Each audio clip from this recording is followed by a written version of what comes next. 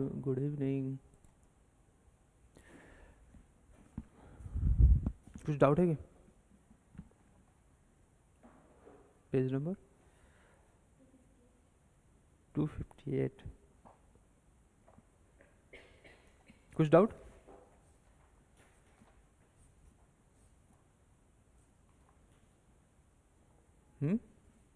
किसी को भी कुछ भी डाउट है? सब्सक्रिप्शन जो आउटस्टैंडिंग था ना eight the and, balance sheet में कहाँ जाएगा?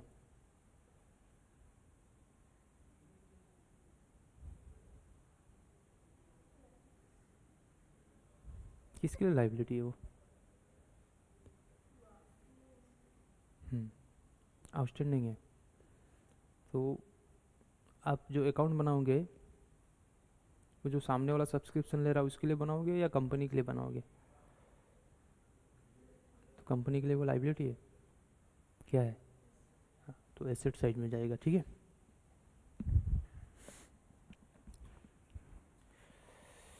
आज करेंगे।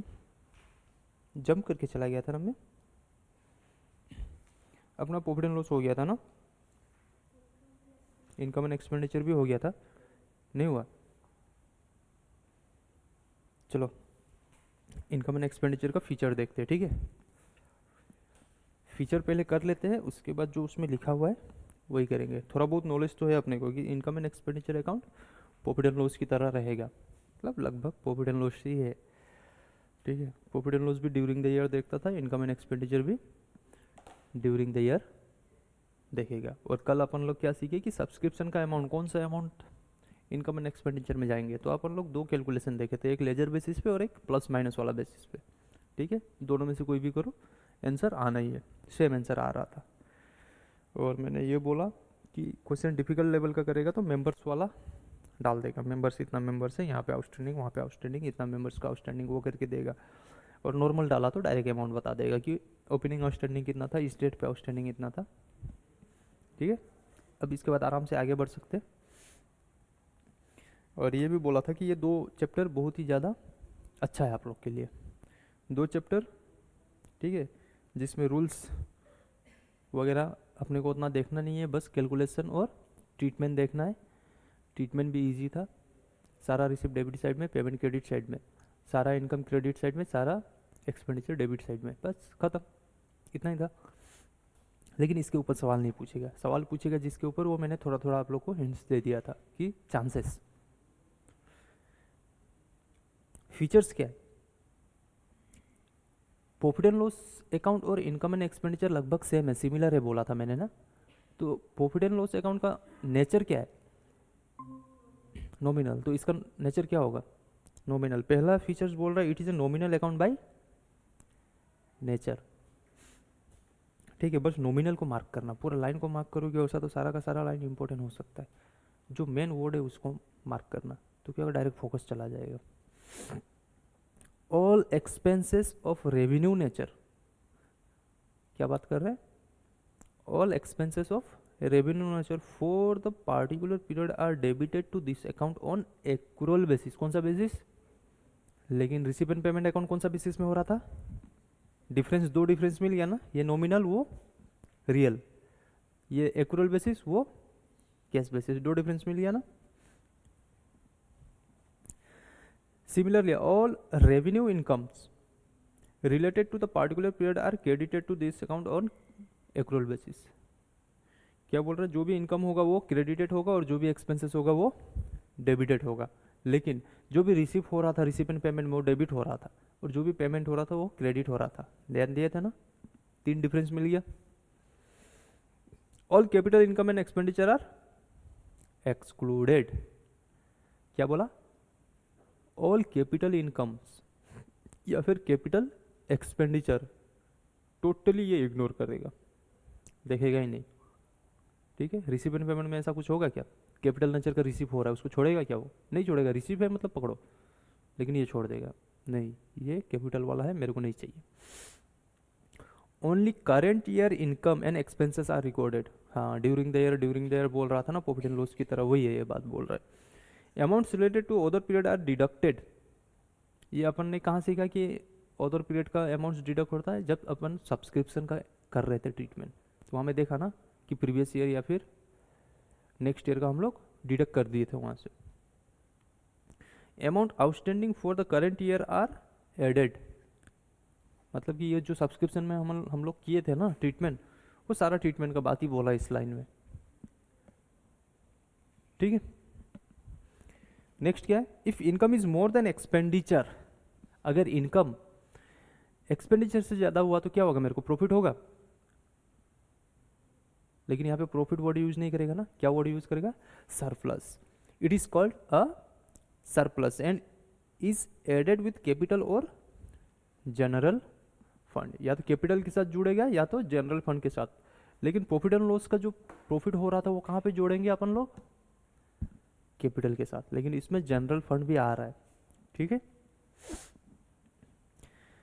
If expenditure is more than income, वहां में क्या बोलते थे प्रॉफिट एंड लॉस में, लॉस, लेकिन यहाँ पे डेफिसिट वर्ड यूज करेंगे। ठीक है, and is deducted from capital या फिर general fund in the balance sheet.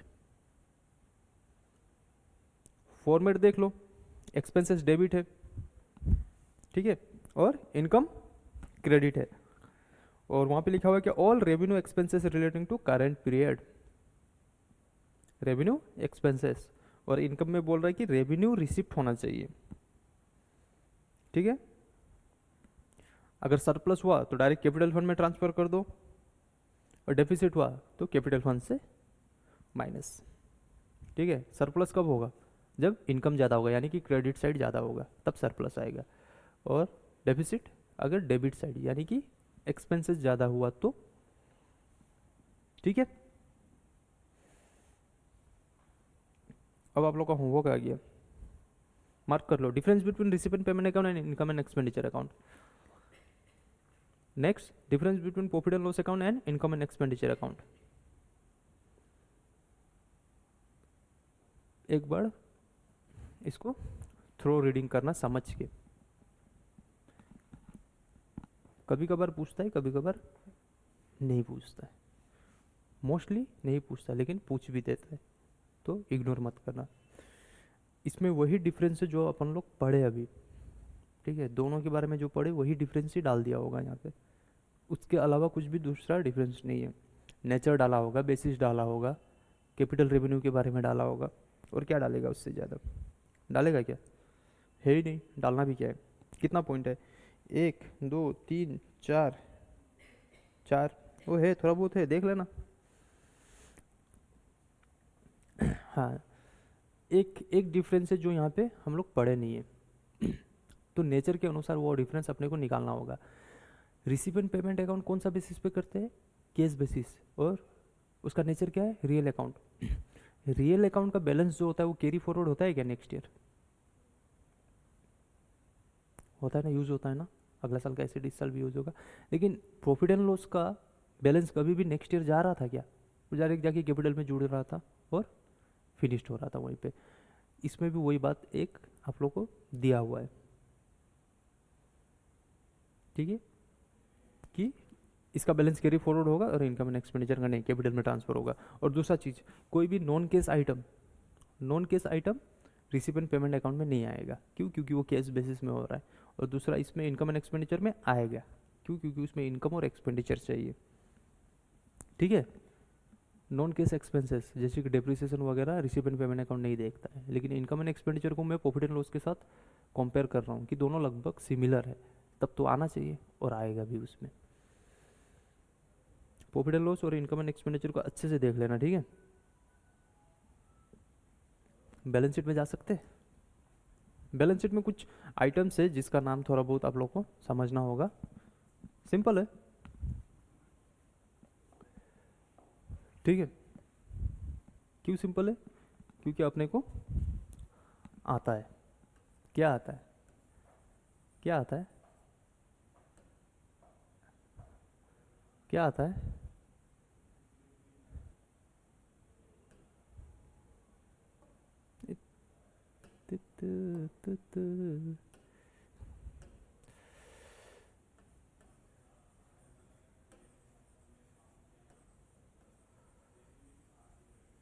Note for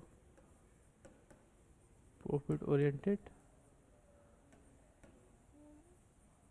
organisation.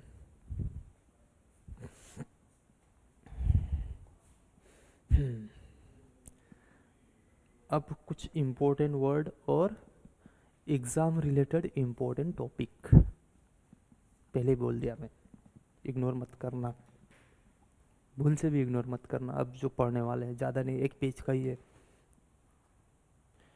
एक पेज भी नहीं है, इधर थोड़ा सा है और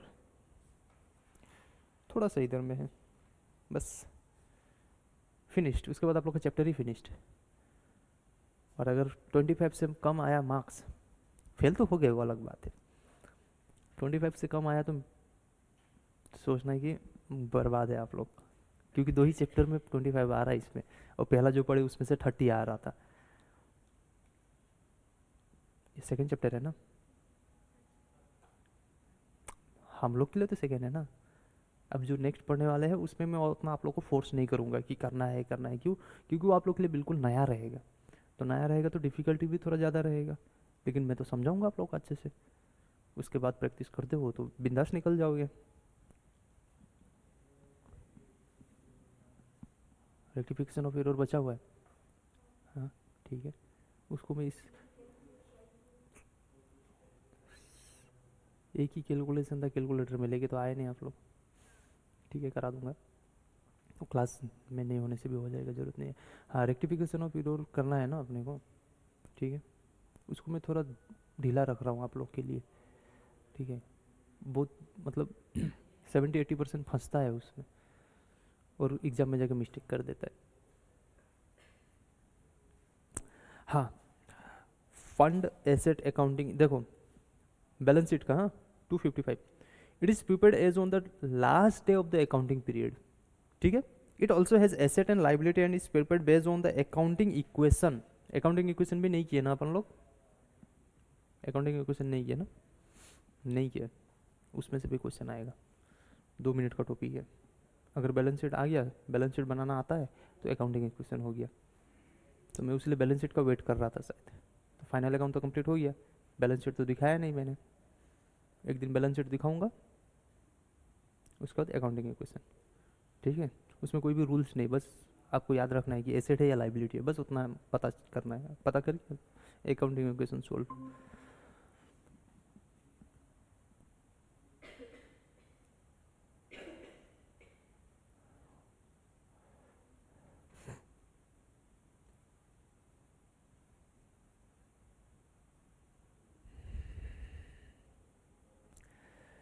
but there is no capital account,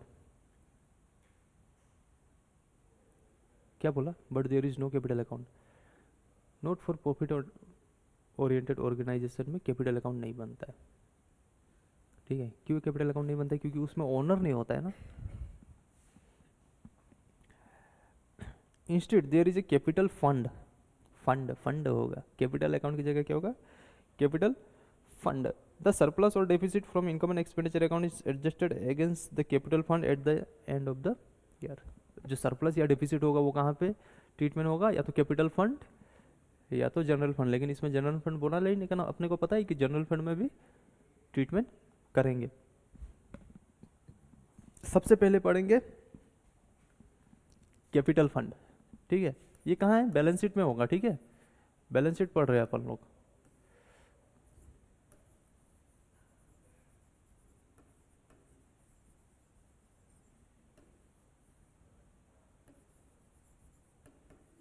capital fund, मैंने कैपिटल अकाउंट नहीं बोला या फिर सिर्फ कैपिटल नहीं बोला, कैपिटल फंड बोला, ठीक है। It is also called general fund, ठीक है। इसका दूसरा नाम क्या है? अगर एमसीक्यू आ जाए तो कर दोगे ना, कैपिटल फंड का another name of capital fund दे देगा 2-4 गो नाम, उसमें से एक तो करेक्ट होना ही है, तुक्का मार देना जय माता दी बोल के। नहीं, नहीं मारेगा, कहाँ मारेगा? जनरल फंड कहाँ है? जनरल फंड कहाँ है? और एक्यूमुलेटेड, अब एक्यूमुलेटेड का मतलब मैंने उस दिन समझाया था ना, कि अगर जुड़ते जुड़ते जुड़ते जाएगा तो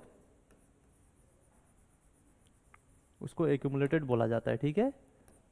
क्या होगा, हर साल plus plus plus plus plus plus होते जाएगा, जो टोटल अमाउंट होगा उसको हम लोग क्या बोलेंगे, एक्यूमुलेटेड फंड, ठीक है।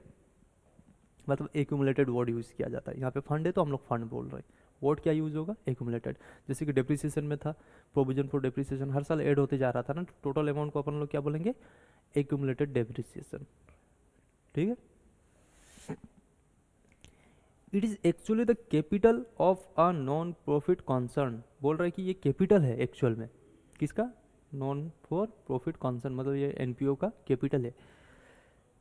It may be found out as the excess of asset over liabilities, ये है accounting equation, excess of asset over liabilities. हमेशा asset equal to liabilities plus capital होता है, ठीक है। ये जो है ना, यही है अकाउंटिंग इक्वेशन। इसलिए मैं बोल रहा था कि ये 1 मिनट का है, जिस दिन बैलेंस शीट आप लोग को आ गया, अकाउंटिंग इक्वेशन तो पूछना भी नहीं पड़ेगा। Asset equal to capital plus liabilities होना ही चाहिए कोई भी हालत में, इधर 500 है तो इधर 500 होना ही पड़ेगा, जितना भी ट्रीटमेंट हो, हजारों करोड़ों ट्रीटमेंट हो, फिर भी asset equal to liabilities plus capital ही होगा, वो है अकाउंटिंग इक्वेशन।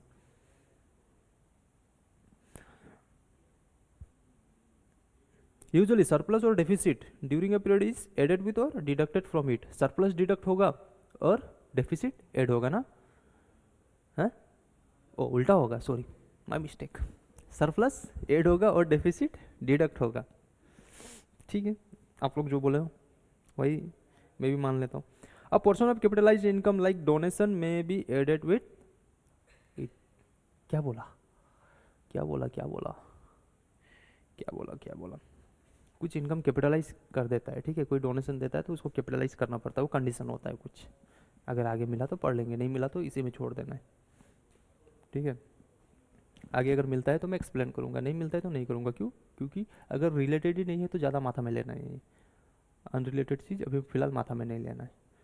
उसके बावजूद भी आप लोग को जानना होगा तो आफ्टर क्लास में बता दूंगा, जो कि होने वाला है नहीं, मैं तो भाग जाता हूँ क्लास ख़त्म होते ही ना।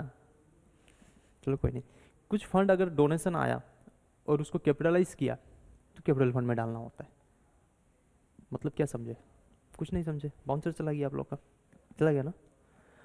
आप लोग एनपीओ चला रहे हो मिल के, ठीक है, मैंने आप लोग को फंड दिया, डोनेशन दिया 1 लाख रुपये, कितना दिया, 1 लाख रुपये, ठीक है। अब मैं उतना ही दे सकता हूँ तो उतना ही दूंगा, ठीक है। अगर उससे ज़्यादा हुआ तो बाद में मैं धीरे धीरे बढ़ाऊंगा, अभी 1 लाख से ले लो आप लोग। मैंने बोला कि 1 लाख जो दे रहा हूँ ना, इसमें से 50,000 का आप लोग एक क्या बनाओगे, कुछ बना लेना है यार, बाहर में मतलब गार्डन वार्डन कुछ बना लेना, मैंने ऐसा कुछ बोल दिया, टाइल्स वगैरह कुछ लगा लेना। मैंने क्या बोला, मैं 1 लाख दे रहा हूँ, 50,000 का आप लोग ये लगाओगे, आ गया बोझा, कितना का, 50,000 का, तो आपको उसको कैपिटलाइज करना होगा, रखना होगा अपने पास, वो काम में ही यूज़ करना होगा, तो कैपिटल फंड में डालना पड़ेगा उसको, और जो बचा 50,000 वो अपना हिसाब से खर्च करो, उसमें मेरा कोई प्रॉब्लम नहीं है, समझा। अब कैपिटलाइज किसको किया जाता है, जो अमाउंट में बोल दिया कुछ करना होगा, तब तो वो बन जाएगा ना, मान के रख देना उसको। कुछ डाउट है क्या कैपिटल फंड में, नहीं है, सिंपल ही है ना। कैपिटल क्या होगा, फंड है, उसका एक नाम जनरल फंड, दूसरा नाम एकुमुलेटेड फंड, इसमें सरप्लस या डेफिसिट ऐड या डिडक्ट करते हैं, ठीक है। अगर जो अमाउंट डोनेशन का कैपिटलाइज कर दिया है उसको ऐड कर देना होता है, और ये बैलेंस शीट में लाइबिलिटी साइड में रहता है, और asset equal to liabilities plus capital, ये यहाँ पे भी बोला है, और अकाउंटिंग इक्वेशन में भी आप लोग का ये मदद करेगा। अकाउंटिंग इक्वेशन भी अपन लोग जंप किए थे ना, वो 2 मिनट का टॉपिक है, सिर्फ 2 मिनट, बैलेंस शीट देखो काम बन गया, फॉर्मूला यही है। स्पेशल फंड, ठीक है, क्या फंड? स्पेशल। कैपिटल फंड पढ़ लिया ना, स्पेशल फंड। अब जो मैं एग्जांपल दिया था वो कहीं ना कहीं इधर आ जाता है, ठीक है। थोड़ा देर पहले मैंने कुछ एग्जांपल दिया था ना डोनेशन का, देखना इधर में वो सभी बात बोलेगा इन लोग। क्या बोल रहा है? It may be created out of special donation और सब्सक्रिप्शन और out of portion of the surplus. ये कैसे क्रिएट हो सकता है? स्पेशल डोनेशन दिया, ठीक है, या फिर सब्सक्रिप्शन, या फिर सरप्लस का कुछ कुछ हिस्सा अपन लोग रख लिए, मतलब कंपनी वाला ही रखा है सरप्लस का कुछ हिस्सा कुछ काम करने के लिए। अभी तक मतलब सीखा नहीं है कि सर स्पेशल फंड क्या, अब पता चलेगा कि स्पेशल फंड बोला किसको जाता है, ठीक है। एग्जाम्पल क्या बोला? एक क्लब में है बिल्डिंग फंड। क्या बोल दिया? Building fund. इसका मतलब क्या होता है? वो जो पैसा आया है ना, मैं बोला ना, मैं एग्जाम्पल थोड़ा देर पहले वो दिया, वो इसमें घुसेगा धीरे से। कैपिटलाइज का बात किया तो मैं कैपिटलाइज समझाने के लिए, वो फंड स्पेशल फंड में ही ढुकेगा, ठीक है।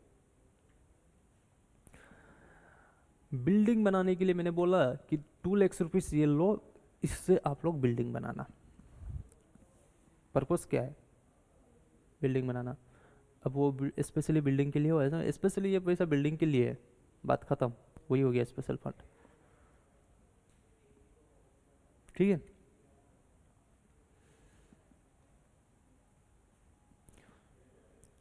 It may be use for meeting some specific expenses और फॉर एक्वायरिंग एन एसेट, ठीक है। ये जो स्पेशल फंड होता है कुछ स्पेसिफिक एक्सपेंसेस के लिए भी हो सकता है, या फिर कोई एसेट खरीदने के लिए या एसेट लेने के लिए भी हो सकता है, ठीक है।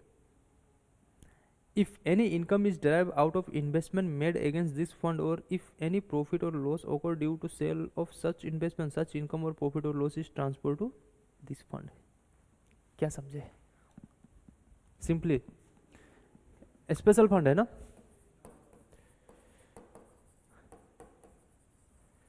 ठीक है। स्पेशल फंड मैंने दे दिया है। अगर ये स्पेशल फंड आप लोग इन्वेस्ट करते हो, ये फंड का काम क्या है? बिल्डिंग बनाना। आप लोग इन्वेस्ट किए, अभी तक काम शुरू नहीं हुआ तो पैसा तो नल्ला रहेगा। मैं मतलब एक रियल लाइफ को ले रहा हूँ, हाँ, बुक में जो बोला है उसी को मैं रियल लाइफ में डाल रहा हूँ। अब लोग क्या किए, इसको इन्वेस्ट कर दिए कहीं पे। अब इसमें से जो भी आपको प्रॉफिट मिलेगा ना, वो स्पेशल फंड में ऐड होते जाएगा, ठीक है। एट द एंड जब आपको जरूरत पड़ेगा तो आप ये इन्वेस्टमेंट को छोड़ेगा, सेल कर देगा। जब आपको बिल्डिंग बनाना होगा तो फंड निकालना चाहिए, निकालना पड़ेगा ना, तो निकालोगे। तो कभी कभी लॉस भी हो जाता है। 1 लाख रुपीज डाले, ठीक है, चलो प्रॉफिट तो अलग है, प्रॉफिट उसमें जुड़ते गया, स्पेशल फंड में जुड़ते गया जुड़ते गया जुड़ते गया। एट देन मुझे मिलना चाहिए था 1,20,000, लेकिन मेरे को मिला 1,17,000। मेरे को नुकसान कितना हुआ? तो वो इसमें से डिडक्ट हो जाएगा, ठीक है। ये लॉस है, ये प्रॉफिट है, या फिर इनकम है। बुझे या नहीं बुझे? या बत्ती बुझ गया? बत्ती बुझ गया क्या? है?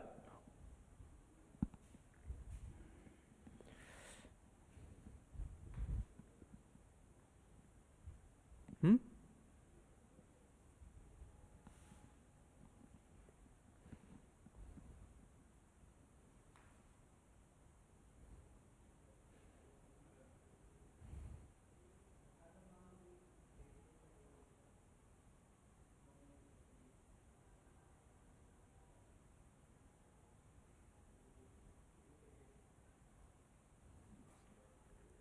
जनरलिटी देखी क्या इसका? है? आप लोग ही मारना, मैं तो नहीं मारेगा जनरलिटी।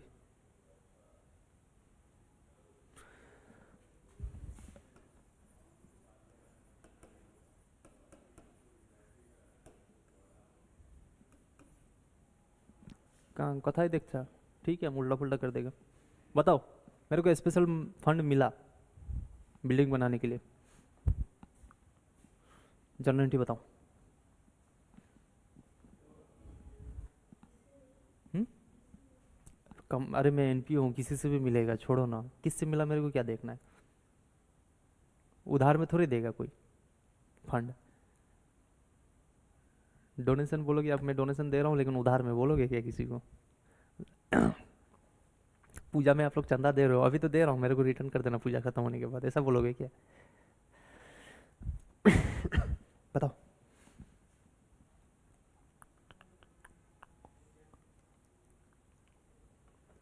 मेरे को बिल्डिंग बनाने के लिए पैसा मिला, कोई डोनेशन दिया मेरे को? जनरल एंट्री बताओ।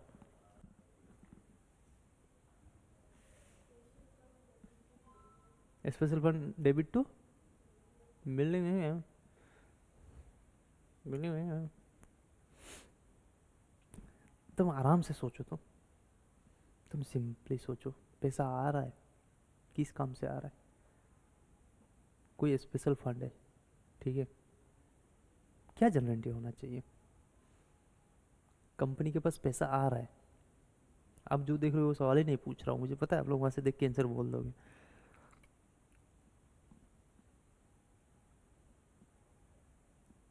पैसा मेरे पास आ रहा है कंपनी के पास, डेबिट या क्रेडिट है? डेबिट। कैश लिख रहा हूँ, बैंक होगा। किस काम से आ रहा है? मेरे लिए सर पे बोझा है? अगर सर पे बोझा है तो वो क्या है मेरे लिए? लाइबिलिटी, डेबिट या क्रेडिट? क्रेडिट। सिंपल था ना? आप लोग कहाँ फंस गए जाके? Special fund account.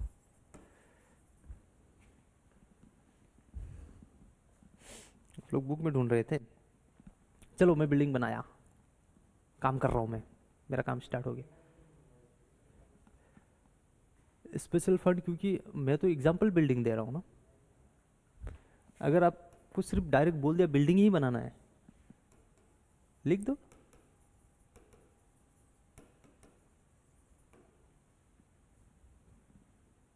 लिख दो, पार्टिकुलर सिर्फ बिल्डिंग के लिए दिया तो बिल्डिंग फंड लिख दो, कोई इशू नहीं है। लेकिन अगर आपको बोला नहीं है तो सरप्लस, ओ सॉरी, स्पेशल फंड यूज करना पड़ेगा वर्ड। समझे नहीं समझे? मैंने आपको काम बोल दिया कि यही काम है, लिख दो।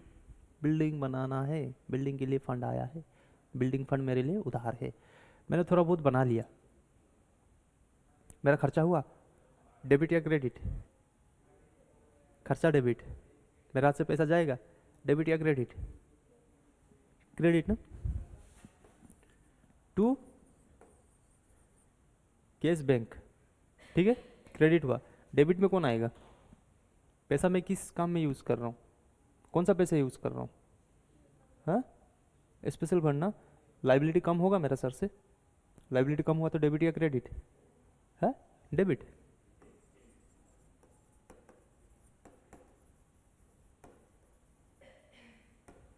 ठीक है, मान लो कि मेरे को मिला था 1 लाख, ठीक है?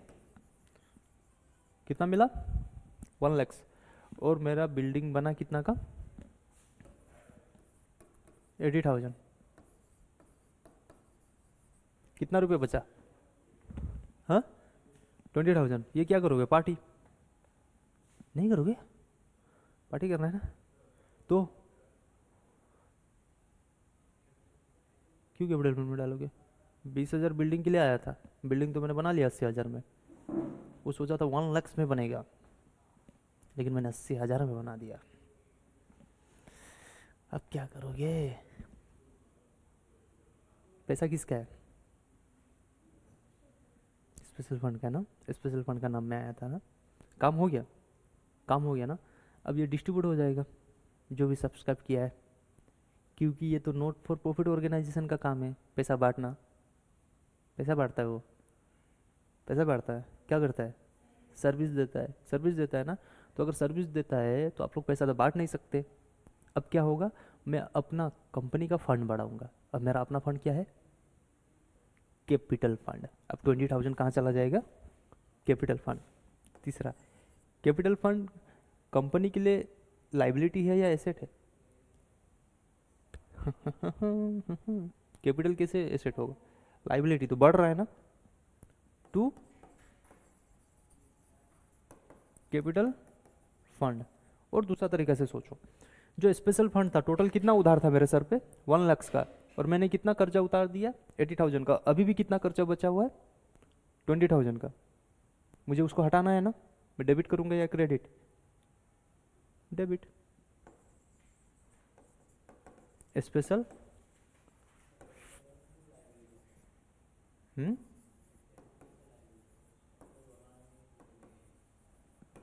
ओनर नहीं है, ओनर नहीं है तो क्यों लाइबिलिटी ये बात कर रहे हो आप, मेंबर नहीं है क्या? हाँ, पर वो फंड कंपनी खुद का बेनिफिट के लिए यूज़ करेगा, जो उसका रूल है उसी हिसाब से खर्च करेगा, यानी कि सेक्शन 8 है एक कंपनीज एक्ट, सेक्शन 8 जिसमें एनपीओ जाता है। अब वो पैसा वो अपने लिए यूज़ नहीं करेगा, जो काम ज़रूरत है उसमें यूज़ करेगा वो। तो उधार है ना। अगर मैं आपको 1 लाख रुपीज़ दे दिया, मैं कुछ भी नहीं बोला, लेकिन मैं बोला कि ये चैप्टर में आप लोग को जब भी कुछ भी काम होगा यहाँ से यूज़ करना, बोल दिया, आप पार्टी खाओगे क्या? जब ज़रूरत पड़ेगा तब तो यूज़ करना पड़ेगा, वहाँ से करना पड़ेगा ना। तो आपके सर पे एक बोझ ही है ना, आपका अपना तो है नहीं, कंपनी का अपना तो है नहीं, उसको दिया गया है, तब तो उधार हो गया ना, इसीलिए उधार, लाइबिलिटी। ठीक था। अगर एसेट खरीदता तो भी जनरलिटी सेम होता। पहले क्या आया, पैसा आया, अब स्पेशल फंड क्या हो जाएगा, एसेट में बदल जाएगा। ठीक है, परचेस परचेस करेगा asset, asset account debit to cash, जो बचा स्पेशल फंड में उसको फिर से कैपिटल में डाल देना है। नेक्स्ट पेज में ही देखो, अगर एसेट खरीदता है तो क्या कर रहा है, एसेट अकाउंट को डेबिट कर रहा है, क्या खरीद रहा है, कैश में। ठीक है, फिर जो भी स्पेशल फंड में पैसा बचा उसको डाल दिया कैपिटल फंड में। ठीक है,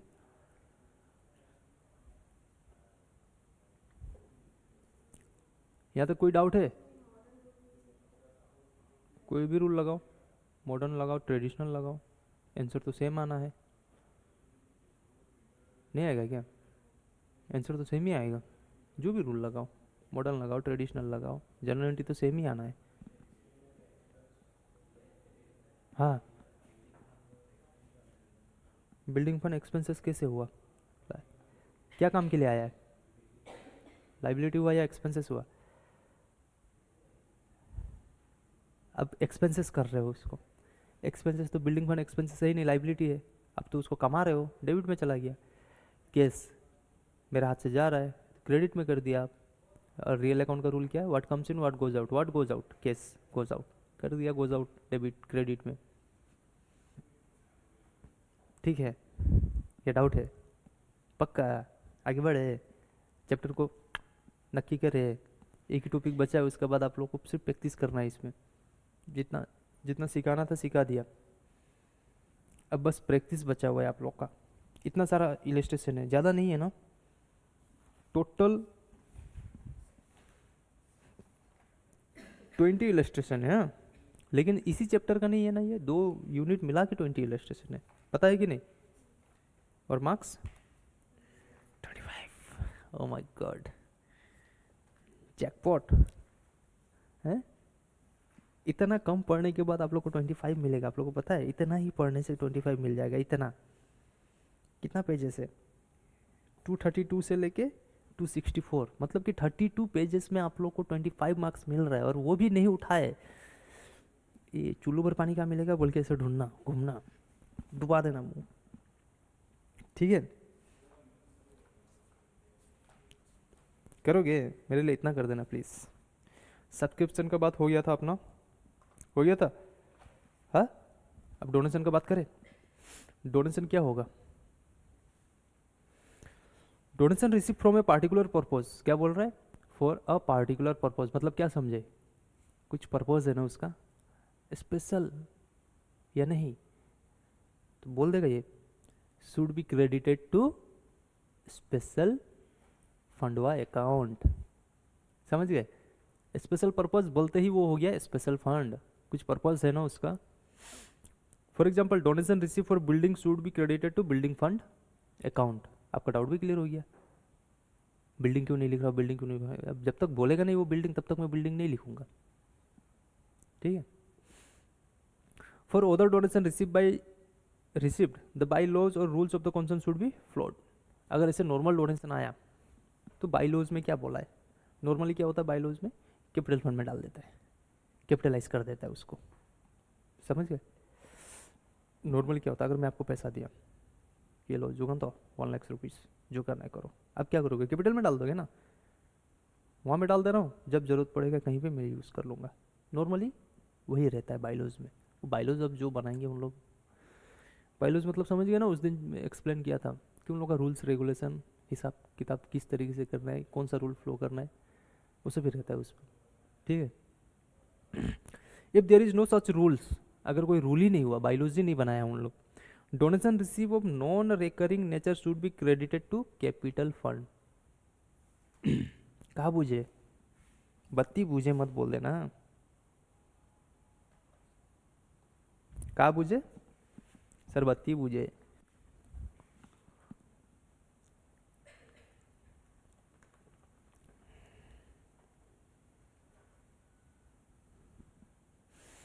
बोल रहा है डोनेशन आया, क्या आया, डोनेशन आया, और मेरा पास बाइलॉज में डोनेशन से रिलेटेड कुछ लिखा ही नहीं, रूल्स या रूल्स है ही नहीं मेरे पास, बस एक कमेटी गठन करना था, कमेटी गठन किया, शुरू कर दिया एनपीओ। क्या करना है, रास्ते में जितना भी बिल्लियां हैं उनको खाना खिलाने का अपना काम है, ठीक है। रास्ते में बिल्ली रहता है क्या, रहता है तो रूल तो है ही नहीं, अब क्या करोगे, फंस गए ना, कहाँ फंसे, कुछ भी नहीं फंसे। एक वो है, एक मैं है, ठीक है। आप चला रहे हो बिल्ली भोजनालय, ये एनपीओ है इनका, ठीक है, non NPO, non profit oriented नहीं है, ये खिलाएंगे सबको। मैं रोज़ आता हूँ, ठीक है, इनको पता है कि ये वीक में एक बार आके डोनेशन दे के चला जाता है। आप घूमने आए थे कहीं से, अच्छा लगा काम, ओ माय गॉड बिल्लियों को खाना खिला रही है, अब फेवरेट है आपका बिल्ली, आपका फेवरेट, आके दे दिया 1 लाख रुपीज़, लो अब मेरे बदले में भी खिला देना, बोला हाँ हाँ हाँ दे दो। अब मेरा जो है वो रिकरिंग नेचर है, आपका क्या है नॉन रिकरिंग, आपको कैपिटल फंड में डाल देंगे ये, और मेरे को इनकम और एक्सपेंडिचर में डाल देंगे। अब मेरे को ये मानेंगे रेवेन्यू, इनकम तो इसी से होता है, हफ्ता में एक बार तो आता ही है, मंथ में 4 बार दे के जाता है। आप अचानक से कहाँ से भड़क के पहुँच गए तो आपसे दोबारा मिलने का चांसेस है क्या, डाउट है, डाउट है ना, तो कैपिटल फंड में डाल देंगे, और मेरा जो डोनेशन होगा वो building fund, income and expenditure में, मार्क कर लो, ये इंपॉर्टेंट है। रिकरिंग नेचर का डोनेशन इनकम एंड एक्सपेंडिचर, और नॉन रिकरिंग नेचर का कैपिटल फंड में डाल देंगी, ठीक है ना। Donation paid by the concern should be debited to income and expenditure account, ठीक है, क्या समझे। अगर मैं किसी को डोनेशन देता हूँ, कंपनी वाला, आप लोग आप डोनेशन दिए, अभी तक तो आप रिसीव कर रही थी, कभी कभार आप भी दोगे ना, आपका ब्रांच यहाँ में है, दूसरा कोई डिस्ट्रिक्ट में आपको दिखा उसी तरीके का, और आपको पता चला कि वहाँ पे भी थोड़ा तंगी चल रहा है, ये लो मेरा पैसा, आप अपना पॉकेट से थोड़ी दिया, अपना जेब से नहीं निकाला, इन्होंने कंपनी का जेब से निकाल के दिया, आप लोग खिलाओ तो ये आपके लिए नुकसान माना जाएगा। तो कहाँ डालोगे नुकसान, रिसीव एंड पेमेंट में, पहला चीज़, और दूसरा कहाँ पे डालोगे, पेमेंट नहीं करोगे, बिना पेमेंट में काम निपटाओगे क्या, दूसरा डालोगे इनकम और एक्सपेंडिचर में, तो कहाँ डालोगे, एक्सपेंडिचर में, मतलब कि डेबिट साइड, ठीक है। तीसरा क्या करोगे, कुछ नहीं, एक आइटम का दो ही ट्रीटमेंट होता है ना, हाँ, बैलेंस शीट में तो कैपिटल फंड ज्यों का त्यों रह जाएगा फिर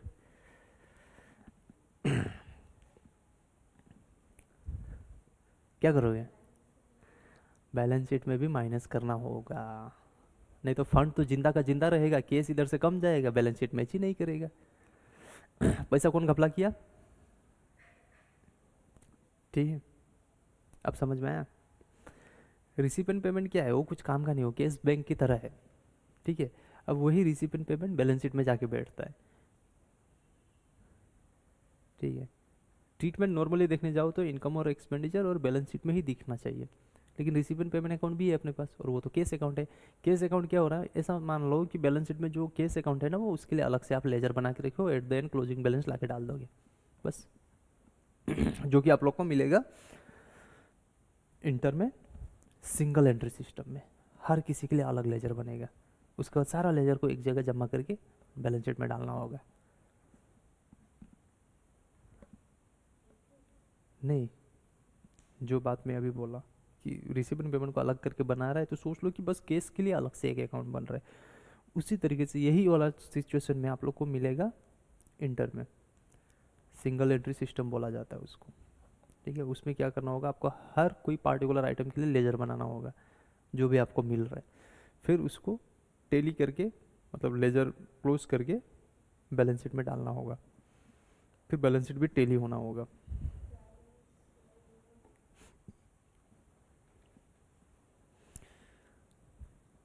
डोनेशन हो गया, सब्सक्रिप्शन हो गया, दो इंपॉर्टेंट पॉइंट हो चुका है अभी तक। थर्ड वन, एंट्रेंस फीस या फिर एडमिशन फीस, ठीक है। एंट्रेंस फीस क्या होता है, द रूल्स और bye laws of the concern should be followed. पहला बात क्या कर रहा है एंट्रेंस फीस के लिए, अगर कुछ रूल्स है बाई लॉ में लिखा हुआ है अपना अपना, ठीक है, किसी और का बाई लॉ में नहीं, मेरा गोकुलधाम सोसाइटी का बाई लॉज में अगर कुछ लिखा हुआ है तो उसको फॉलो करो, नहीं लिखा हुआ है तो आगे बढ़ के देखते हैं क्या बोल रहा है। If there is no such rules, rules ही नहीं है, क्या करोगे, एडमिशन या फिर entrance fee paid once by member for acquiring membership should be added with capital fund. मतलब क्या, आप एडमिशन लेने जा रहे हो, मतलब वहाँ पे मेंबरशिप लेने जा रहे हो, तो आप एक बार पेमेंट करोगे ना, बार बार थोड़े पेमेंट करोगे। कैपिटल फंड, क्या fund, capital fund. If such fees are a small amount covering the expenses of admission only, the fees may be credited to income and expenditure account। अगर ये जो एडमिशन फीस है बस admission तक में ही सीमित हो जा रहा है, समझे नहीं समझे, समझाऊं, सेकंड वाला लाइन समझ में आया, सेकेंड वाला अभी का बात नहीं कर रहा हूँ, सेकेंड में जो एंट्रेंस फीस है अगर बाइलॉज में कुछ भी नहीं लिखा है तो उसको कैपिटल फंड में डाल देना, ठीक है, ये बोला हुआ है। अगर रूल्स है तो, रूल्स ही नहीं है, अगर रूल्स ही नहीं है तो क्या करोगे, कैपिटल सॉरी रूल्स नहीं है तो कैपिटल फंड में डालोगे, पहला चीज, रूल्स नहीं है तो हाँ रूल्स नहीं है कैपिटल फंड में डाल देना। लेकिन और एक बार उंगली कर दिया वो, ठीक है रूल्स तो नहीं है, आप एडमिशन करने आए, लेकिन जो एडमिशन फीस है ना वो बस एडमिशन का एक्सपेंसेस तक ही सीमित हो जा रहा है। अब एग्जांपल देता हूँ मैं आप लोग को, एक ही एंट्रेंस फीस एक ही बात बोल रहा है कि या तो रूल्स है तो रूल्स के अनुसार जाओ, रूल्स नहीं है तो उसमें दो बात बोल रहा है, एक अगर कोई रूल नहीं है तो ठीक है उसको कैपिटल फंड में डाल दो, लेकिन बोला लेकिन, लेकिन ये लेकिन को थर्ड पॉइंट में डाल दिया इन लोग।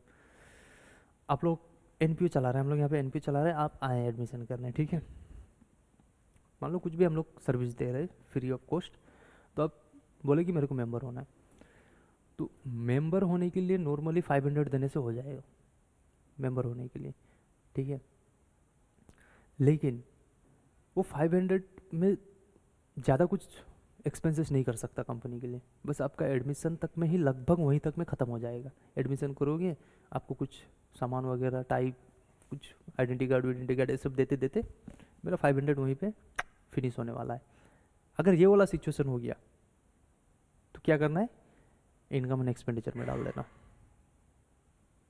अब समझ में आया, लेकिन एडमिशन फीस 500 में हो जाता, आपका खर्चा हो जाता, ठीक है, आपसे रिलेटेड सारा चीज़ नॉर्मली मतलब उसी की इर्द गिर्द में मान लो 300-400 तक में खर्चा हो जा रहा है और 500 ही ले रहे हो, तो क्या करना है, इनकम एंड एक्सपेंडिचर में डालना।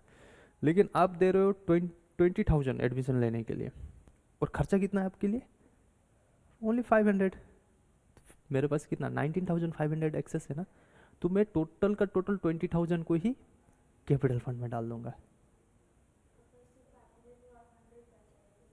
नहीं तो खर्च लगभग इनका ही में चला गया ना, वो 100 रुपीज़ ही बचा मेरे पास, तो मैं इनकम एंड एक्सपेंडिचर में डाल दूंगा।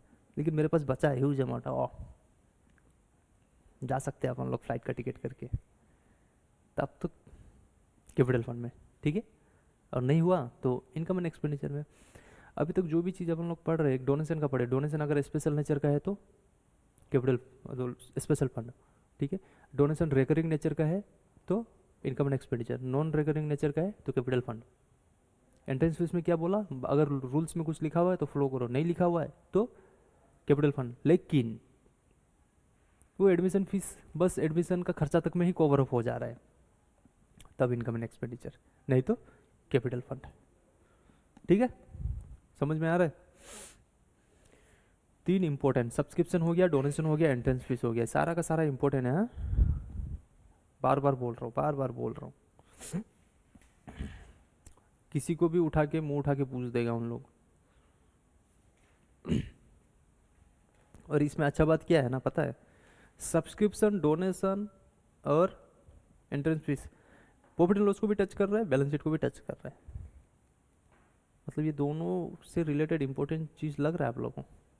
ये दोनों को पकड़ के रखा हुआ है ना, कभी इधर कभी इधर, कभी इधर कभी इधर। एग्जाम में भी कभी इधर का पूछ देगा, कभी इधर का पूछ देगा, पूछेगा तो इसी से रिलेटेड ही। तो कंफ्यूज मत होना, एकदम शांति से बैठना, अपने आप को कंपनी बना लेना। एनपीओ, मैं एक एनपीओ हूँ, अब मैं क्या करूँ, ठीक है।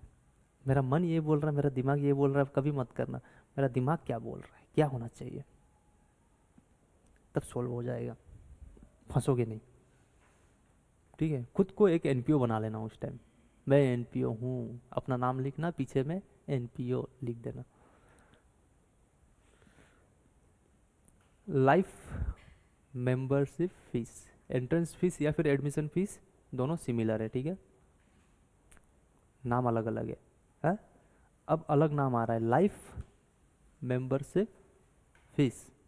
ये क्या होता है? Life membership fees are lump sum subscription और fees that are collected from new member at the time of their joining NPO. It is a receipt that is non recurring in nature, it can be treated as capital receipt और deferred revenue receipt. क्या समझे? जैसे subscription का बोला था ना, subscription पढ़े थे तो मैं बोला था कोई कोई एडवांस में दे देता है, वही बात कर रहा है कि वो जब नया आया था ना, उसने पूरा सब्सक्रिप्शन का पैसा, मतलब आने वाला 20 साल 30 साल के लिए दे दिया एक ही बार। 500 करके था ईयरली, 20 साल के लिए कितना होगा?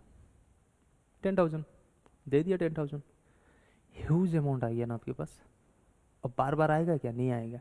नॉन रिकरिंग कैपिटल फंड, पहला बात ये बोल रहा है।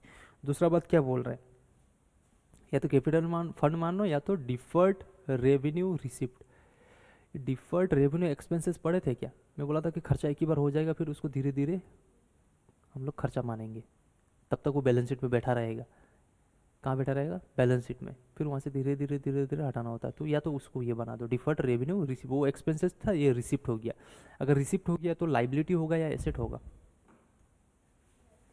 लाइबिलिटी होगा, एसेट साइड में मत डाल लेना। डिफर्ड रेवेन्यू एक्सपेंसेस एसेट बना लिए थे अपन लोग, लेकिन ये रिसिप्ट है, आपने रिसिप्ट किया। वहाँ पे क्या हो रहा था? एक्सपेंसेस आपने पेमेंट किया था, यहाँ पे आप रिसीव कर लिए हो, तो वो एसेट बन गया था, ये लाइबिलिटी बन गया, ठीक है। डाउट नहीं ना? व्हेन अगर ये कैपिटल रिसिप्ट ट्रीट करोगे, ठीक है, no separate life membership fund is maintain. अगर आप लोग इसको कैपिटल फंड मानते हो, ये स्पेशल फंड की तरह बन गया। आप धीरे से देखो, अगर इसको आप स्पेशल फंड मानते हो तो उसका नाम लिख देना, नहीं मानते हो तो कैपिटल फंड में डाल देना। अगर आप लोग इसको कैपिटल रिसिप्ट मान रहे हो तो क्या करोगे? आप लोग कैपिटल फंड में डालोगे ना, तो कोई भी लाइफ मेंबरशिप फंड बोल के डालना नहीं है, निकालना नहीं है एक्स्ट्रा। लेकिन the receipt are recorded in receipt and payment account and same is added to capital fund in the liabilities side of the balance sheet. ये तो उसका ट्रीटमेंट बता रहा है, क्योंकि कैपिटल फंड लाइबिलिटी है ना। कब? जब कैपिटल रिसिप्ट मानोगे इसको। लेकिन अगर आप लोग इसको डिफर्ड रेवेन्यू रिसिप्ट मानोगे, क्या मानोगे? Deferred revenue receipt. A separate life membership fund is maintained and fees received are credited to this fund only. क्या हो जाएगा? केस और bank account debit to life membership fund. ठीक है. उसके बाद क्या करना है?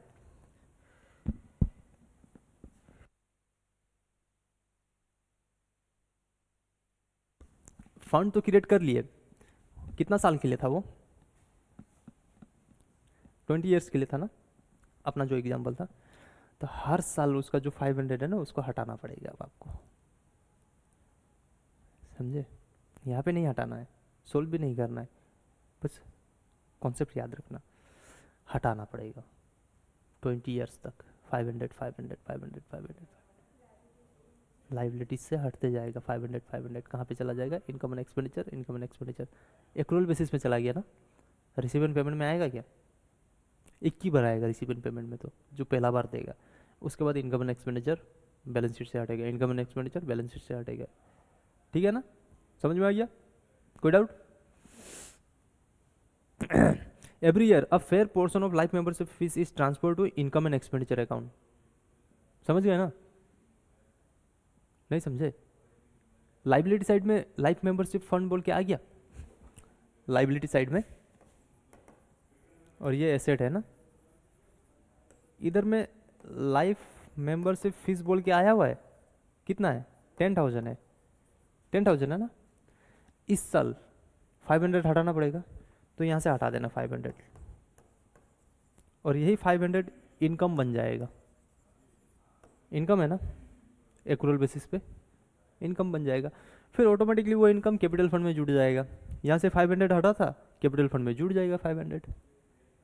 कुछ भी हिला क्या बैलेंस शीट? अगर इनकम हो गया तो वो इनकम सरप्लस बनेगा. सरप्लस फिर कैपिटल फंड में आके जुड़ता है. तो ये 500 यहाँ से हट के इनकम में जाके फिर दौड़ के यहीं पे आ जाएगा सरप्लस बन के. तो बैलेंस शीट ज्यों का त्यों रह जाएगा. बस वो लाइफ मेंबरशिप फीस हटते जाएगा हटते जाएगा. एट द एंड सारा पैसा कैपिटल फंड में चला जाएगा. मस्त है ना तरीका? बस वो जा रहा है, आप लोग को लग रहा है कि ट्रीटमेंट हो रहा है, माइनस कर रहा है इधर, प्लस कर रहा है उधर. सोचो तो बस वो अपना रास्ता दिखा रहा है कि मैं यहाँ से वहाँ जाऊँगा, वहाँ से यहाँ आऊँगा. जाऊँगा कहीं नहीं, लेकिन मैं एक टर्न लूँगा. पैसा तो eight the and liability side में कैपिटल फंड में आके ही जुड़ना है. सिंपल है ना? नहीं है क्या सिंपल?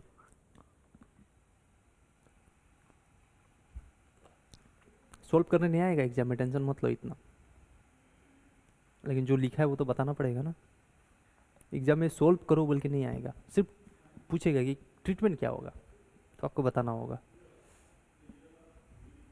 सोल्व करने नहीं बोलेगा कि एक क्वेश्चन दे दिया सोल्व करो, इसको नहीं आएगा वो. ठीक है?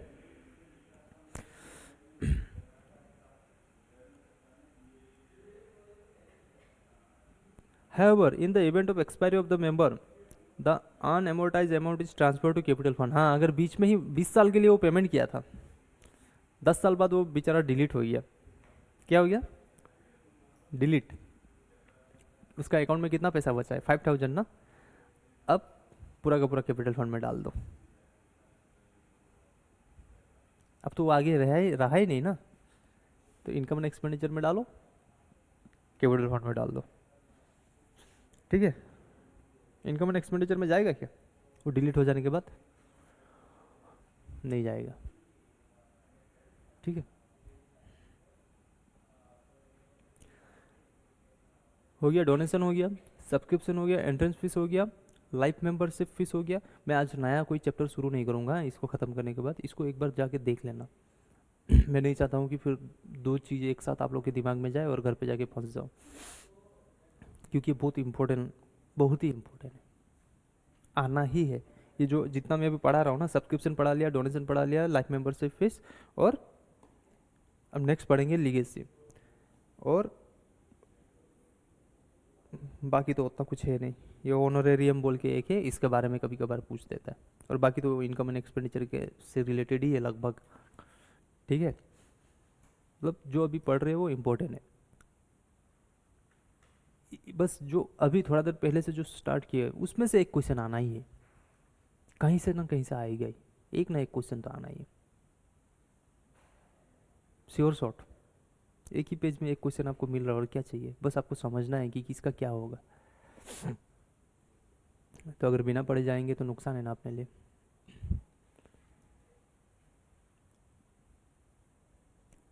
लीगेसी रिसीव्ड, ठीक है, this one is also important.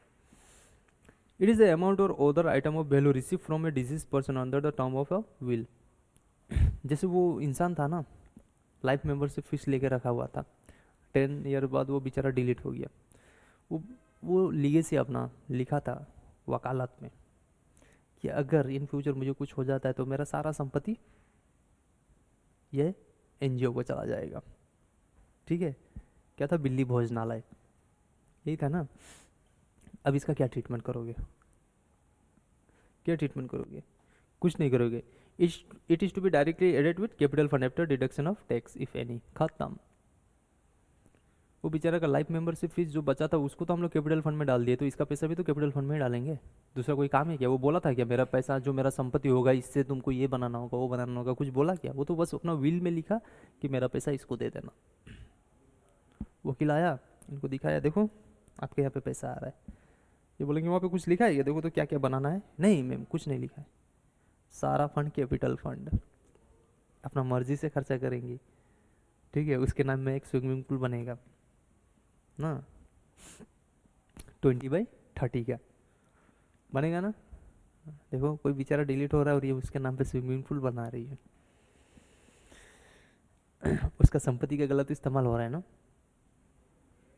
उसको आंख कौन दिखाएगा, हम लोग तो दिखा नहीं सकते। चलो इनका लक और उनका पैसा। हाँ जो कैपिटल फंड में जुड़ेगा, लेकिन क्या होता है कभी कभार टैक्स भी लग जाता है, ठीक है, जो आप लोग को अभी सीखना नहीं है, बस समझ के रखो कि कभी कभार टैक्स पेमेंट भी होता है उसमें, ठीक है। तो टैक्स पेमेंट होता है तो उसको टैक्स वहीं से पेमेंट होगा, आपके पास आने के बाद या तो पेमेंट होगा, उसी पैसा से ही पेमेंट होगा, आपका अपना पॉकेट से नहीं देना है, ठीक है। वो पेमेंट होने के बाद जो बचेगा वो रख लेना, उसको जो करना करना। स्विमिंग पूल बनाना 25/30, 20/30 का जो बनाना है बनाना, लेकिन अपने को एंट्रेंस देना ना। लीगल से समझ में आ गया। देखो न्यूज़पेपर सेल कर देता है, पीरियोडिकल्स अगर ये सब सेल कर दिया क्या होगा? न्यूज़पेपर आता है ना एनजीओ में, धड़ाधड़ धड़ाधड़, हर दिन तो आएगा ही ना न्यूज़पेपर आएगा, क्योंकि मेंबर सब है, पढ़ने खोजेगा, ठीक है। अच्छा अच्छा पीरियोडिकल्स भी आएगा, वो भी पढ़ना पड़ेगा, पढ़ना पड़ता है ना। वो सब अगर सेल कर देते हैं, क्योंकि रद्दी हो जाता है ना, फिर सेल कर देना है, कितना जमा करोगे यहाँ पे, सेल तो करोगे ही ना, उसका क्या ट्रीटमेंट होगा? As the old newspaper, magazine and periodicals etc. are to be disposed of every year, the receipt on account of such sales should be treated as income and therefore to be credited to income and expenditure account। ये क्या है मेरे लिए? Income है बस। तो income and तो कहाँ चला जाएगा? इनकम एंड एक्सपेंडिचर अकाउंट में, क्रेडिट साइड इनकम में, ठीक है। और रिसीप एंड पेमेंट अकाउंट में नहीं आएगा, नहीं आएगा, ठीक है, क्योंकि आप लोग तो केस ले ही नहीं रहे हो उससे ना। न्यूज़पेपर बेच के केस नहीं लोगे ना आप लोग, उससे क्या लोगे? केस लोगे, तब तो दिक्कत हो गया। केस का नाम आता ही रिसीव एंड पेमेंट तो आएगा। अब बाबू सुना सुनो, कोई भी हालत में अगर पैसा आता है ना, कैसे भी आता है, रिसीव एंड पेमेंट अकाउंट क्या बोला? पैसा अगर आया तो मेरे को चाहिए। इनकम एंड एक्सपेंडिचर अकाउंट बोलता है कि नहीं मेरा ईयर से रिलेटेड है तभी लिखो, नहीं तो मत लिखो। लेकिन रिसीव एंड पेमेंट क्या बोलता है? मेरे को मतलब नहीं है, अपने को सिर्फ पैसा मांगता है, कैसे भी आए कहीं से भी आए वो जाना ही है रिसीव एंड पेमेंट अकाउंट में। एक भी ऐसा कोई आइटम नहीं छूटेगा जो केस में है और रिसीप एंड पेमेंट अकाउंट में नहीं गया। हाँ भले ही इनकम एंड एक्सपेंडिचर में नहीं आ सकता कभी कभार, क्यों? क्योंकि उसी ईयर से रिलेटेड नहीं होगा तो हट जाएगा। लेकिन रिसीप एंड पेमेंट अकाउंट छाड़वा ना हमें, एडा हमार टाका, ठीक है। कहीं से भी आओ कभी भी आओ कितना भी आओ, वो हजम कर लेगा, वो जाने नहीं देगा अपने पास से, ठीक है। उसमें भी लिखना होगा, कैपिटल इनकम एंड एक्सपेंडिचर में भी लिखना होगा, ठीक है। अगर सेल ऑफ एक्सपोर्ट मटेरियल, अगर एक्सपोर्ट मटेरियल है उसको भी सेल कर दिए, ठीक है, इजी है, कोई डिफिकल्ट नहीं है। Sale of export material used is also a regular feature of the club. पुराना सामान सब बेचते रहता है ना, तो रेगुलर काम ही है ना इसका। Sale proceed should be treated as income and therefore to be credited to income and expenditure account. अगर कोई स्पोर्ट मटेरियल है, पुराना हो गया, बेच दिया, क्लब में क्या होता है, यूज़ करते रहता है ना मटेरियल सब, ठीक है। अगर एक क्रिकेट बैट है आपके पास, जो भी मेंबर है वो तो आके खेलेगा ही ना, खेलेगा। तो थोड़ा पुराना हो जाने के बाद तुम लोग बोलेगा नया लाओ, नया लेके आ गया, पुराना वाला क्या करोगे, बेच दोगे। ये रेगुलर एक्टिविटी में आता है, ठीक है। साल में एक बार भी बेचा तो भी रेगुलर एक्टिविटी, ठीक है। जैसे न्यूज़पेपर अगर साल में एक ही बार बेचता है, ठीक है, तो भी आपको उसको इनकम मानना होगा। कैपिटल फंड में मत डाल देना, सरप्लस होगा तो वैसे भी कैपिटल फंड में ही जाएगा, ठीक है ना। इनकम ही है, इनकम एंड एक्सपेंडिचर में आएगा और रिसीव एंड पेमेंट में आएगा। कोई डाउट? ऑनोरेरियम, ये क्या होता है ऑनोरेरियम? आप लोग एनजीओ खोला, ठीक है, एनपीओ, आप लोग का एनजीओ है ना, दिल्ली भोजनालय, आप लोग मेरे को इनवाइट किया, आप लोग कुछ प्रोग्राम में, बिल्ली डेज कुछ था होगा, मेरे को बुलाया, मैं आया गाड़ी लेके, ठीक है। कौन सा गाड़ी? छोटा हाथी। ऐसा करके आया, मैं पहुंचा, मैं आते ही मेरे लिए खर्चा आप लोग का, पानी नाश्ता, मेरा गाड़ी में तेल, सर तेल डाल लेना, मैं दो ले लिया तेल डालने के लिए, खर्चा होगा ना, ठीक है। मेरे को गिफ्ट वगैरह कुछ कुछ देगा ना आप लोग, खर्चा है ना। उसका क्या ट्रीटमेंट, उसी को ऑनरेरियम बोला जाता है, उसको क्या करोगे आप लोग? Person may be invited to deliver lecture, lecture भी देना है क्या? Artist may be invited for their performance. हम लोग किसको बुलाएंगे, आप लोग किसको बुलाओगे? मेरे को तो लेक्चर देने बुलाओगे, मैं तो डांस करूँगा नहीं, ठीक है। नजर से नचनिया लगता है क्या मैं? नहीं है ना, मैं सिर्फ लेक्चर देगा, 1 घंटा तक लेक्चर देगा बिल्ली के ऊपर, ठीक है। अब एक नचनिया आएंगी, आप लोग बुलाया है, कहाँ से बुलाओगे? आप लोग का एनजीओ, बुलाओ, पैसा अगर है अच्छा खासा तो दूर से बुलाना, किसको बुलाओगे? अरे आपका एनजीओ डिसाइड तो करना होगा ना, मीटिंग में क्या बोलोगे मेरे को नहीं पता है, ऐसा बोलना चाहिए होगा, इतना बड़ा एनजीओ चला रहे हो, किसको बुलाओगे? न सिंगर बुलाओगे? चलो सिंगर ही बुलाओ, नचनिया नहीं बुला सकते, सिंगर। सिरा को देख रहा है, देख रहा है, सरनेम देख रहा है, सरनेम है, अमार मानुस है, हाँ ठीक है। और अच्छा गाती, मस्त सिंगर तो मस्त है, लेकिन और भी था ना सिंगर, आप किसको बुलाओगे? आप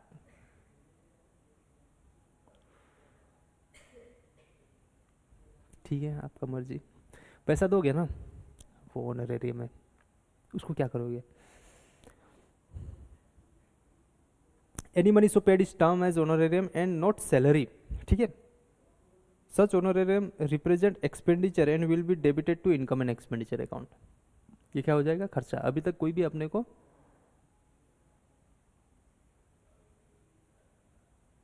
कैपिटल एक्सपेंडिचर नहीं मिला, अभी तक सारा का सारा रेवेन्यू एक्सपेंडिचर ही मिला है ना, ऑनरेरियम भी रेवेन्यू एक्सपेंडिचर है। अब ये रेवेन्यू एक्सपेंडिचर क्यों मान रहे हैं? अगर आप लोग श्रेया घोषाल को बुलाओगे तो 2-4 लाख रुपए तो लेंगे ना, कम से कम मिनिमम लेंगे ना, 5 गाना का 5 लाख तो पे करोगे, ह्यूज अमाउंट है, इसलिए उसको कैपिटल नहीं मानोगे। क्योंकि क्या होगा, वो आप बुलाए हो और ये होते रहेगा, साल में होते रहेगा ना, या नहीं होगा? प्रोग्राम होते रहते हैं एनजीओ में, होता है ना। चलो एक बार श्रेया घोषाल को बुलाए, कभी कभी तो लोकल सिंगर ही बुलाओगे ना, 25th ईयर्स में तो श्रेया घोषाल बुलाओगे, 50 ईयर्स में एड शेरन को बुलाओगे क्या? हाँ,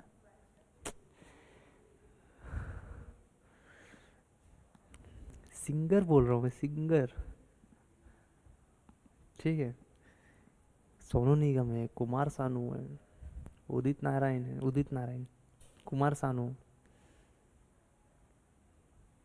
इतना अच्छा अच्छा सिंगर बोल रहा हूँ मैं, आप लोगों को सिंगर को बुलाओ, उत्पात करना नहीं है वहाँ पे, ठीक है। ये क्या हो जाएगा? Expenditure.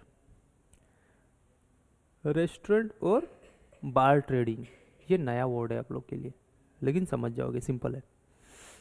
In order to calculate the profit a separate restaurant और bar trading account is prepared. क्या बोला? प्रॉफिट या लॉस पता करने के लिए, सरप्लस या डेफिसिट नहीं, प्रॉफिट या लॉस पता करने के लिए क्या करेगा, एक बार ट्रेडिंग अकाउंट खोलेगा। नहीं समझे, अकाउंट है, लेजर है ये। प्रॉफिट या लॉस पता करने के लिए बार trading account is prepared in the same way as normal trading account is prepared. समझ गए। द रिजल्टेंट प्रॉफिट और loss is transfer to income and expenditure account. Similar trading account में भी ऑल्सो भी prepared for by any other subsidiaries activities. मतलब क्या होता है ना, कभी कभार आप लोग अगर प्रोडक्शन वोडक्शन कुछ कर रहे हो, बना रहे हो, उसको सेल करना पड़ेगा ना, करना पड़ेगा ना, तो उसके लिए आप लोग इनकम एंड एक्सपेंडिचर में तो डाल नहीं सकते। क्यों? क्योंकि इनकम एंड एक्सपेंडिचर में तो प्रॉफिट बताओगे नहीं आप लोग, सरप्लस या डेफिसिट ही बोलोगे। तो प्रॉफिट पता करना होगा ना आप लोग को। तो प्रॉफिट का पता करने के लिए आपको ये ट्रेडिंग अकाउंट की तरह ही क्या बनेगा, एक नाम चेंज हो जाएगा, बार ट्रेडिंग अकाउंट। क्या हो जाएगा, ट्रेडिंग अकाउंट नहीं नाम यूज़ करना मेरे को, बार ट्रेडिंग अकाउंट यूज़ करना है। ठीक है, समझ में आया। ये कब बनेगा, जब अब मैं खुद बना रहा हूँ, सेल परचेस करके बना रहा हूँ, फिर सेल कर रहा हूँ, तो मेरे को प्रॉफिट पता करना होगा ना कि मैं जो बना रहा हूँ मुझे कितना खर्चा पड़ रहा है। नहीं समझ में आया। तो उस पर अलग से एक लेजर खुलेगा, बार ट्रेडिंग अकाउंट बोल के। अदर क्लब एक्टिविटीज़, देखो surplus deficit from any other activities should also be transfer to income and expenditure account. अगर कोई दूसरा भी एक्टिविटी हो रहा है तो उसको इनकम एंड एक्सपेंडिचर में डाल देने का। ठीक है, प्लीज़ इसको फिनिश कर देना इस चैप्टर को। नेक्स्ट डे बस डाउट लेके आना मेरे पास कोई भी हालत में। चलो मिलते हैं, बाय बाय।